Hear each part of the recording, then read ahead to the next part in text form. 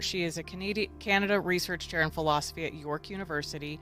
Beautiful white liberal woman with white liberal woman glasses. She says, this is supposed to be scary, talking about the images of the invasion. But honestly, what it reminds me of is photos of people celebrating as Berlin Wall comes down. They look happy, not scary.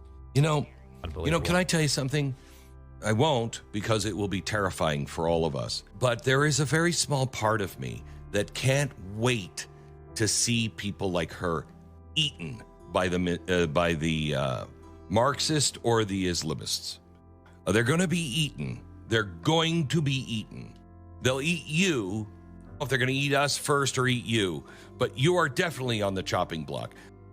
And I want to be clear, Glenn Beck and his network at The Blaze have occasionally addressed cultural discussions. Some are controversial and others can be taken with a little bit of, some reluctancy. But he's not wishing harm on anybody in particular. What he's talking about is how some people are always thinking that you got to take it to the streets to find who's right and who's wrong.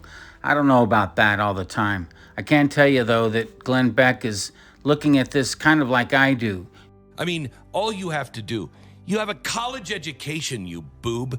All you have to do is look at how things have fallen in the past. And Iran is your greatest example. This is exactly what happened in Iran. And the people like that liberal nut job up in Canada, they were the first to be either imprisoned or killed because they were Marxists.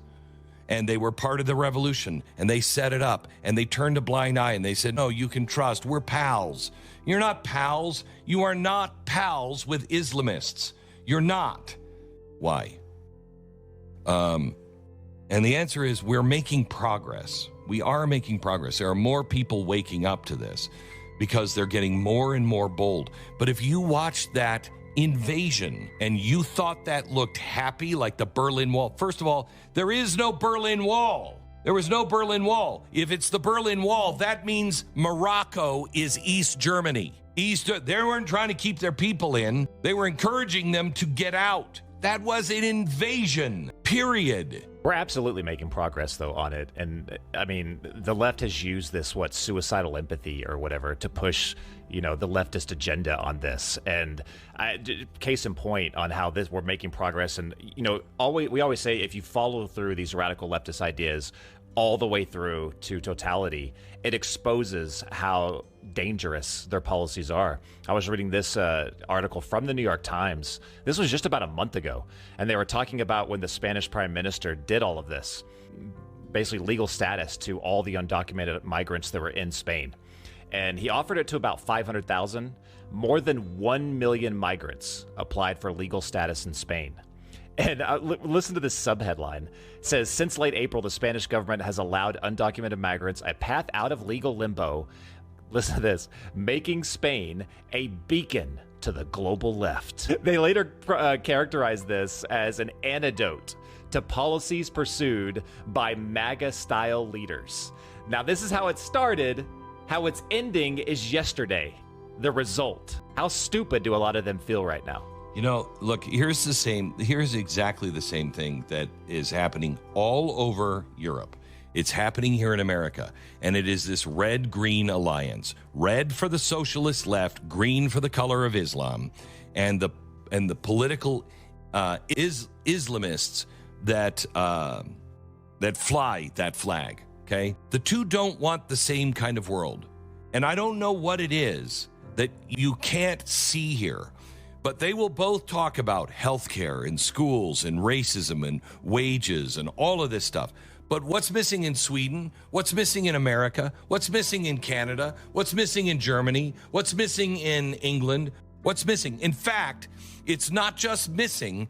There have been story after story now that they are intentionally deleting it. They refuse to talk about it at all. Here's the big reveal. Women's rights.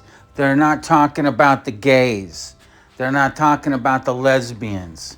They're not talking about anybody that's on the fringe, because they will eat those people alive as soon as they get into power. They don't want Christians. They don't want Christianity. They don't want Catholics. They don't want Mormons, Jews. They don't want anything that's not part of their cult. Not on their agenda with Islam, women second in line, and everybody else after that. That's their belief. He's not being harsh enough and telling you the truth. They're coming after you. They're coming after your women. They're coming after your beliefs. They're coming after your culture. They want America for themselves. These people aren't settlers. Islam is colonizing America. They colonialize a country, a people, and that's how they take it over. They're parasitic in nature. I don't know what else to say except we don't want you in America. And thank God for Donald Trump and MAGA 2028. And that is the rights of women, the rights of gay people, the right to leave a religion or mock a religion or draw a cartoon. Nobody's talking about that. In fact, the Red-Green Alliance is telling its own members not to talk about that because it will hurt the alliance. Well, if you are gay, you are trans, you're bi, whatever it is, do you think they're going to protect you when you are being told, don't bring that up? That'll hurt our alliance. Why would it hurt you? Because they want to kill you.